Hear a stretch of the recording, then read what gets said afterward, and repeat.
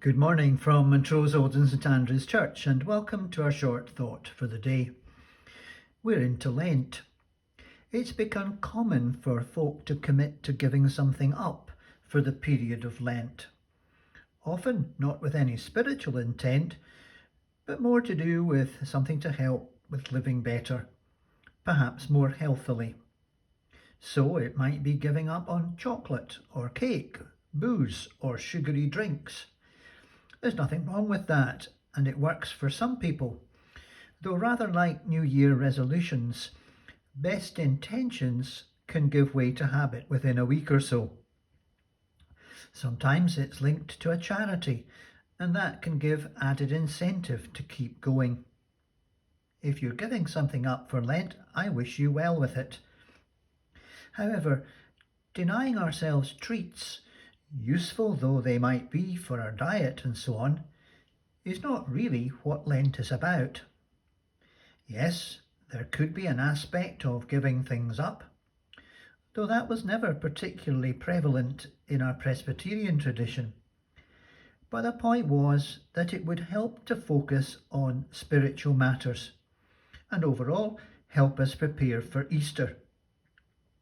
I've nothing against a bit of self-discipline, and I'm in as much need of getting into shape as the next person.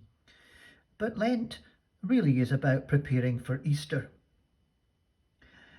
There are many ways in which we can do this, and they needn't be complex or onerous.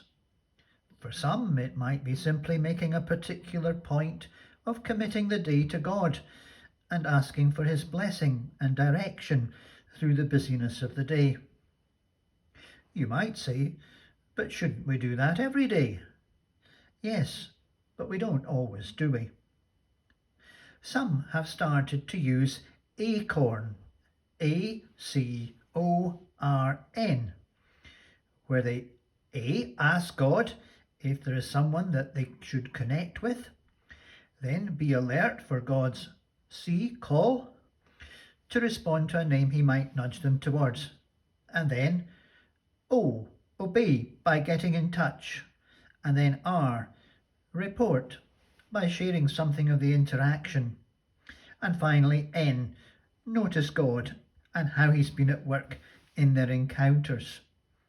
Maybe a prompt to be more concerned about friends, neighbours, colleagues, more of an openness to how God can use simple conversations to encourage, support and deepen relationships. That's perhaps an alternative to giving up chocolate or cake for Lent, though I'm not suggesting you pile on the calories. Whatever you choose to do or not do in Lent, I think it would be in keeping with the whole purpose of Lent if we were to use the next few weeks to be a bit more prepared for Easter by giving more thought to Jesus and what it cost Him as He headed towards Easter and the cross. A little more thought about others' needs, and some time for a wee prayer or reflection, and some thought about our own spiritual needs. And if we find these things difficult, we need to remember that we're not alone. We can do them with friends, and Jesus has promised to journey with us. Thanks for joining us. May the Lord bless you. Amen.